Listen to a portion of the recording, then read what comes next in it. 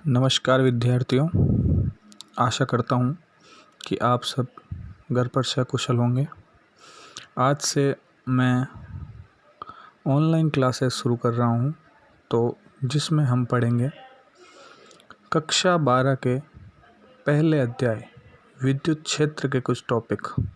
अगर आपको मेरा वीडियो पसंद आए तो प्लीज़ लाइक कीजिए, कमेंट कीजिए और चैनल को सब्सक्राइब कीजिए। आज के इस वीडियो लेसन में हम इस अध्याय से रिलेटेड जो टॉपिक डिस्कस करेंगे वो आपके सामने है।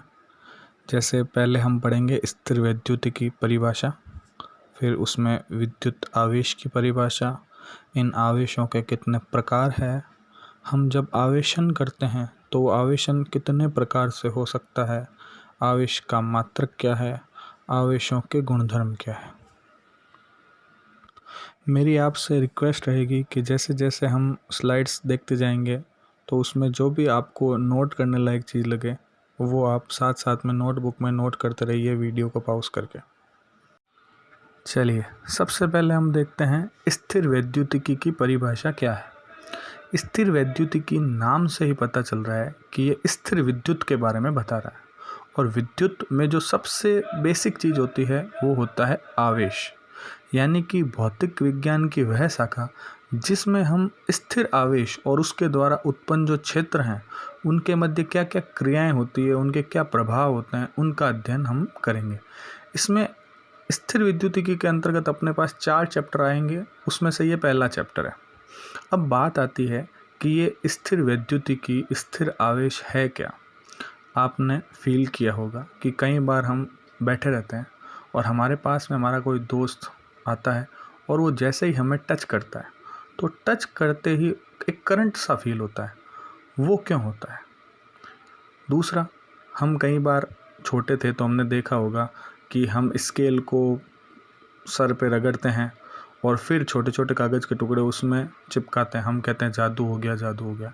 ये कोई जादू नहीं होता है, ये है स्थिर वैद्युतिकी की कारण।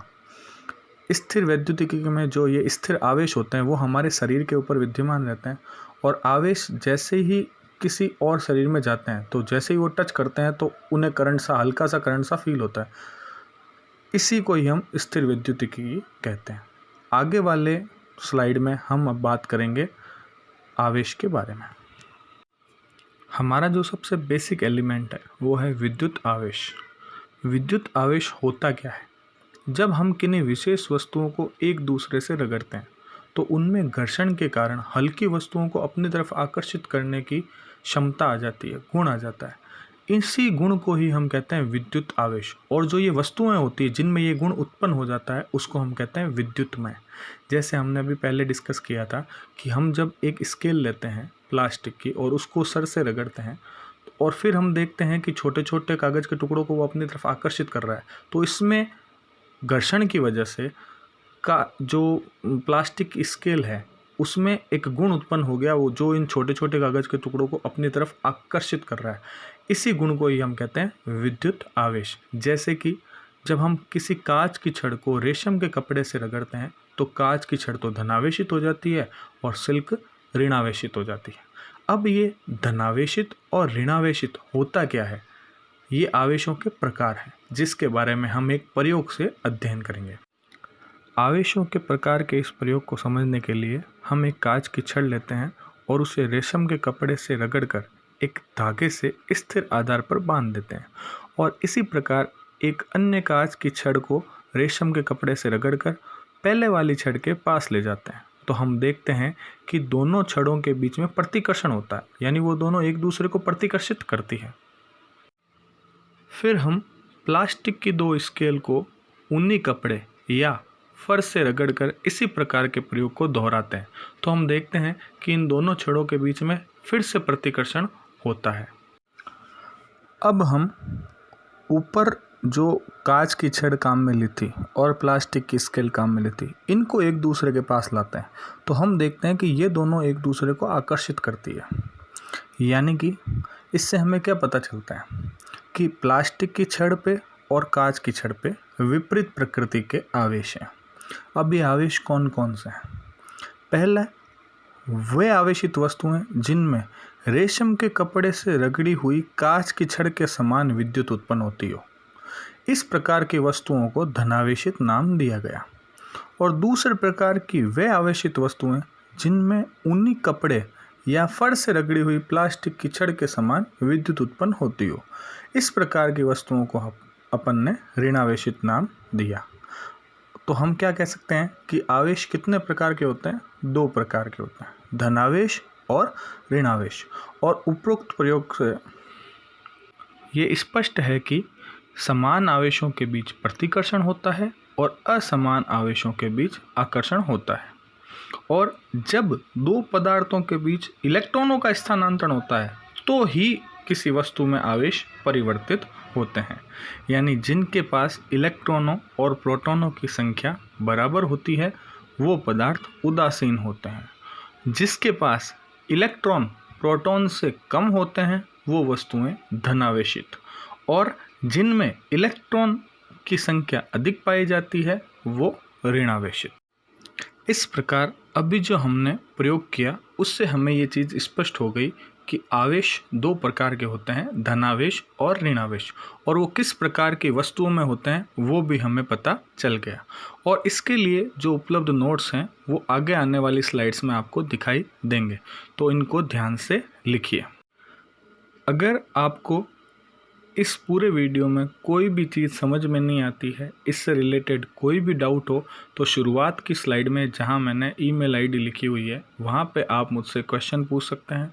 वीडियो में कमेंट लिखकर भी क्वेश्चन पूछ सकते हैं, और कोई डाउट हो तो आप मुझे मेल कर सकते हैं। अगले वीडियो में या मेल पर मैं आपकी क्वेरी सॉल्व करने की कोशिश करूँगा। हमें ये पता चल चुका है कि आवेश क्या होता है और आवेश कितने प्रकार के होते हैं। अब हमें देखना यह है कि हम किसी भी वस्तुओं को आवेशित कितने प्रकार से कर सकते हैं। तो सबसे पहले तो मैं आपको एक बात बता दूं कि जब हम किसी वस्तु को आवेशित करते हैं तो यह प्रक्रिया कहलाती है आवेशन। अब किसी वस्तु का आवेशन 3 प्रकार से संभव हो सकता है। हम घर्षण द्वारा किसी वस्तु को आवेशित कर सकते हैं, संपर्क स्पर्श द्वारा किसी वस्तु को आवेशित कर सकते हैं जिसे चालन द्वारा आवेशन भी कहते हैं, और तीसरा हम किसी वस्तु में प्रेरण द्वारा आवेशन भी कर सकते हैं। आगे हम देखेंगे कि ये तीनों प्रकार के आवेशन हम किस प्रकार से कर सकते हैं। सबसे पहला प्रकार है घर्षण द्वारा आवेशन। मैंने आपको पहले जब आवेश की डेफिनेशन बताई थी तब भी मैंने आपको बताया था कि जब हम किन्हीं 2 विशेष वस्तुओं को एक दूसरे से रगड़ते हैं तो उनमें आकर्षित करने का गुण उत्पन्न हो जाता है, जिसे ही हम विद्युत आवेश कहते हैं। क्योंकि जब हम एक वस्तु को दूसरे से रगड़ते हैं तो एक वस्तु से इलेक्ट्रॉन निकलकर दूसरी वस्तुओं पर चले जाते हैं, जिससे एक वस्तु धनावेशित और दूसरी वस्तु ऋणावेशित हो जाती है। जैसा कि आपको इस चित्र में दिखाई दे रहा है कि जब हम फर से या ऊनी कपड़े से रबर या प्लास्टिक की छड़ को रगड़ते हैं तो फर पर आ जाता है पॉजिटिव यानी कि धनावेश, और रबर पर आ जाता है ऋणावेश यानी नेगेटिव। अब आपको विभिन्न वस्तुएं जिनको एक दूसरे से रगड़ने पर किस पर धनावेश आता है और किस पर ऋणात्मक आवेश आता है वो आपको दिखाई दे रही होगी टेबल के रूप में। जब हम कांच की छड़ को रेशम के कपड़े से रगड़ते हैं तो कांच की छड़ पर धनावेश और रेशम के कपड़े यानी सिल्क पर ऋणावेश आ जाता है। बिल्ली की खाल को जब हम एबोनाइट या प्लास्टिक की छड़ से रगड़ते हैं तो बिल्ली की खाल पर धनावेश और एबोनाइट या प्लास्टिक की छड़ पर ऋणावेश आ जाता है। इसी प्रकार ऊनी कपड़े या फर को एबोनाइट, रबर, प्लास्टिक या अंबर इनसे रगड़ते हैं तो ऊनी कपड़े पर धनावेश और इन एबोनाइट, रबर, प्लास्टिक या अंबर की जो छड़ होती है उसके ऊपर ऋणावेश आ जाता है। इस प्रकार हमें ये पता चलता है कि हम जब किन्हीं 2 वस्तुओं को रगड़ते हैं तो एक के ऊपर धनावेश आता है और दूसरे के ऊपर ऋणावेश आ जाता है। और ये डिपेंड किस पे करता है कि कौन सी वस्तु से इलेक्ट्रॉन निकलकर किस वस्तु पर जा रहे हैं। अब हम आवेशन का दूसरा प्रकार समझेंगे, चालन या स्पर्श द्वारा आवेशन। नाम से पता चल रहा है स्पर्श द्वारा आवेशन, यानी हम जब किसी एक आवेशित वस्तु को अनावेशित यानी जिस पर किसी प्रकार का चार्ज नहीं है से संपर्क में लाते हैं, स्पर्श करवाते हैं, तो आवेशित वस्तु से अनावेशित वस्तु में आवेशों का सीधा स्थानांतरण हो जाता है। इसी प्रक्रिया को चालन या स्पर्श द्वारा आवेशन कहते हैं। जब एक अनावेशित वस्तु को आवेशित वस्तु के संपर्क में लाते हैं और जैसे ही उसमें इलेक्ट्रॉन ट्रांसफर होने लगते हैं तो स्वयं के प्रतिकर्षण के कारण आवेश दोनों चालकों पर वितरित हो जाते हैं। इसी कारण से दोनों वस्तुओं पर समान रूप से आवेश आ जाते हैं। इसलिए हम ये कह सकते हैं कि संपर्क से आवेशन पर समान प्रकृति का आवेश दोनों चालकों पर समान रूप से वितरित हो जाता है। जैसे कि आपको चित्र में दिखाई दे रहा है कि हम एक ऋणावेशित छड़ को अनावेशित गोले के ऊपर ला रहे हैं। जैसे ही हम आवेशित छड़ को गोले से स्पर्श कराते हैं तो दोनों पर बराबर बराबर ऋणावेश आ जाता है। इसे हम चालन या स्पर्श द्वारा आवेशन कहते हैं। तीसरे प्रकार का जो आवेशन है वो है प्रेरण द्वारा आवेशन। नाम से पता चल रहा है प्रेरण। प्रेरण मतलब प्रेरित करना। जब हम अपने कोई भाव किसी और के अंदर प्रेरित करते हैं तो उससे क्या कहते हैं? प्रेरण कहते हैं। इसमें भी वही प्रक्रिया होती है। जब हम किसी एक वस्तु पर जिस पर कोई आवेश नहीं है उसके पास में कोई दूसरी आवेशित वस्तु लेकर आते हैं, स्पर्श नहीं करवाना है, दूर से ही लाते हैं, तो जो आवेश उस छड़ पर होता है उसके विपरीत प्रकृति का आवेश जो अनावेशित वस्तु है उसके एक पृष्ठ पर आ जाता है और उसके विपरीत पृष्ठ पर वही आवेश आ जाता है जो उस छड़ पर आवेशित छड़ पर जो होता है। जैसे आपको चित्र में दिखाई दे रहा है, इसमें जो ए पॉइंट है उसमें आपको दिख रहा होगा कि एक वृत्त है, उसके पास में हम धनावेशित छड़ लेके जा रहे हैं, तो उसके एक पृष्ठ पर प्रेरण के कारण ऋणावेश आ गया और दूसरे पृष्ठ पर क्या आ गया? धनावेश आ गया। अब हम चाहें तो ये जो धनावेश है उसको हम भू संपर्कित करके और इस पूरे गोले को हम ऋणावेशित कर सकते हैं। जैसे कि चित्र में आपको दिखाया गया है कि इसमें बी चित्र है, उसमें धनावेश को भू संपर्कित कर दिया। फिर तीसरे चित्र में यहाँ पर सिर्फ और सिर्फ ऋणावेश रह गया और बाद में ये ऋणावेश पूरे गोले में समान रूप से वितरित हो गया। अभी जो हमने प्रेरण द्वारा आवेशन पढ़ा वो आपको नोट्स के रूप में यहाँ पर उपलब्ध है। मेरा आपसे एक बार फिर अनुरोध है कि जो मैं समझा रहा हूँ उसको आप साथ साथ में लिखिए, नोटबुक के अंदर लिखिए, ताकि आपको कोई भी डाउट हो बाद में पढ़ने से आपको समझ में आ जाएगा। अगर फिर भी आपके पास कोई डाउट रह जाए तो आप मुझे मेल कर सकते हैं, जो स्टार्टिंग में मैंने आपको बता दिया है। अभी तक हमने ये देख लिया कि आवेश किसे कहते हैं, आवेश कितने प्रकार के होते हैं और किसी वस्तु को आवेशित कितने प्रकार से किया जा सकता है। अब हम देखेंगे कि आवेश का मात्रक क्या है, हम इसे मैथमेटिकली किस तरह से लिख सकते हैं। तो हमारे जो प्रचलित पद्धति है एसआई पद्धति, उसमें आवेश का मात्रक होता है कूलाम, जिसे हम एम्पियर इंटू सेकेंड भी लिख सकते हैं। अब बात आती है कि ये एम्पियर इंटू सेकेंड आया कहाँ से। तो आपको याद हो तो 10वीं कक्षा में आपने विद्युत धारा की परिभाषा पढ़ी होगी, उसमें ये लिखा था कि एकांक समय में प्रवाहित होने वाला आवेश विद्युत धारा होती है। I बराबर Q अपॉन T। तो Q को वहीं रहने दो, T को दूसरी तरफ ले जाओ, तो I इंटू टी। I का जो मात्रक होता है एम्पियर और T का मात्रक होता है सेकेंड। तो हमने ये दूसरा मात्रक पढ़ा एम्पियर इंटू सेकेंड, जिसका प्रचलित नाम कूलाम है। CGS पद्धति में इसका मात्रक होता है स्टेट कूलाम, जिसे हम फ्रैंकलिन भी कहते हैं। और आवेश का जो बड़ा मात्रक होता है जो व्यवहारिक रूप से काम में लिया जाता है उसको हम फैराडे कहते हैं, जो कि वैज्ञानिक के नाम पे रखा गया है। एक कूलाम 3 × 10⁹ स्टेट कूलाम के बराबर होता है और एक फैराडे 96,500 कूलाम के बराबर होता है। अब हम विद्युत आवेश के कुछ गुणधर्मों के बारे में पढ़ेंगे। सबसे पहला गुणधर्म है जो हम पहले पढ़ चुके हैं कि समान आवेश एक दूसरे को प्रतिकर्षित करते हैं और असमान आवेश एक दूसरे को आकर्षित करते हैं। जैसे आपको चित्र में दिखाई दे रहा है कि जब प्लस प्लस या माइनस माइनस है वो दोनों एक दूसरे को रिपेल कर रहे हैं, प्रतिकर्षित कर रहे हैं, और जब अपोजिट चार्ज हैं प्लस और माइनस तो वो दोनों एक दूसरे को आकर्षित करते हैं। इसके बारे में हमने अच्छे से अध्ययन पहले प्रयोग के द्वारा कर लिया है। दूसरा जो गुणधर्म आवेशों का होता है वो होता है विद्युत आवेश की निश्चरता, यानी कि किसी वस्तु पर आवेश का मान उसके वेग पर निर्भर नहीं करता है। चाहे वस्तु गतिशील हो या वो विराम अवस्था में हो, आवेश का मान परिवर्तित नहीं हो सकता है।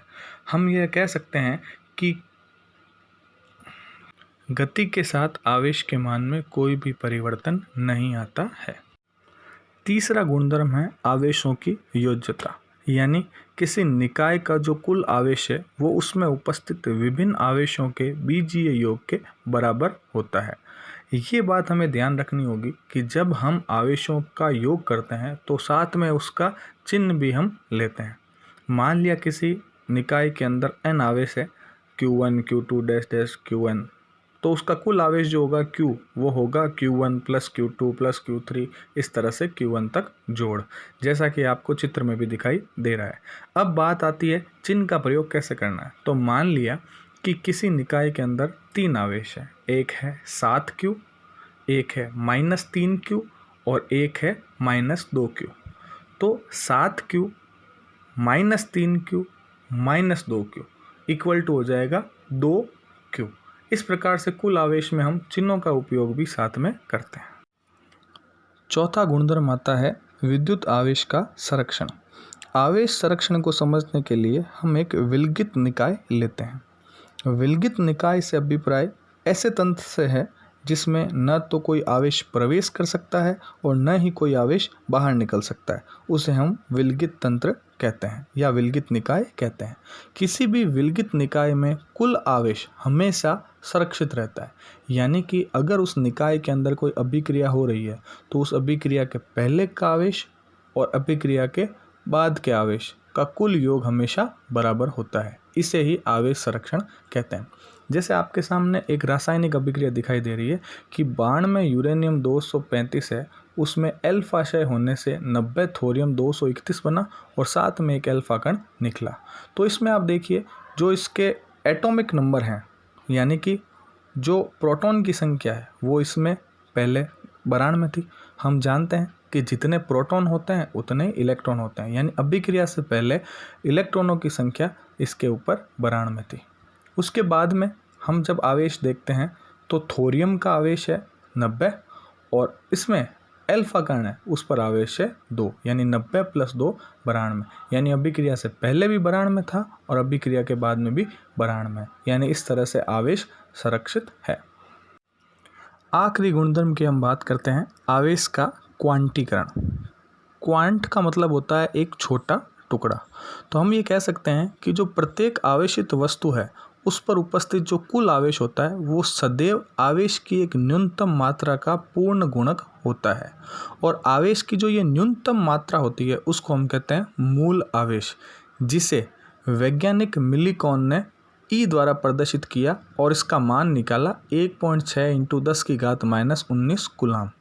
अब किसी भी वस्तु के ऊपर जो आवेश होगा वो हमेशा इसका पूर्ण गुणक ही होगा, यानी कि आवेशित वस्तुओं पर विद्युत आवेश सतत परिमाण में न होकर विविक्त परिमाण यानी टुकड़ों के रूप में होता है। और इसका जो सूत्र है वो आपको चित्र में दिखाई दे रहा है, Q = Ne। जैसे वहाँ पर अलग अलग आपको फिगर दिखाई दे रहे हैं 1e 2e 3e, तो इसमें जो ये छोटा गोला दिखाई दे रहा है ये इलेक्ट्रॉन का प्रतीक है, यानी आवेश की उस न्यूनतम मात्रा का प्रतीक है। और इस तरह से बढ़ते जा रहे हैं 1e 2e 3e, इस तरह से बढ़ते बढ़ते Ne। तो किसी भी वस्तु पर जो कुल आवेश होगा वो हमेशा इस न्यूनतम मात्रा का पूर्ण गुणक होगा, यानी कि हम सूत्र कह सकते हैं Q = Ne। तो आज हमने ये जो विभिन्न टॉपिक की है विद्युत क्षेत्र से रिलेटेड, जिसमें आवेश क्या होता है, आवेश के प्रकार क्या है, हम किसी वस्तु को आवेशित कितने प्रकार से कर सकते हैं, आवेश का मात्रक क्या है, आवेशों के गुणधर्म क्या है, वो मैं ये समझता हूँ कि आपको अच्छे से समझ में आया होगा। अगर समझ में नहीं आया तो मैं आपको फिर कह रहा हूँ कि आप डाउट मेरे मेल बॉक्स पे डाल सकते हैं। इनसे रिलेटेड 2 आंकिक प्रश्न आपके सामने लिखे हुए हैं। पहला प्रश्न ये कि किसी धातु के एक गोले को 1 कूलाम आवेश से धनावेशित करने में उससे कितने इलेक्ट्रॉन निष्कासित करने होंगे, और दूसरा प्रश्न 250 ग्राम जल में कितनी मात्रा में धन अथवा ऋण आवेश होते हैं।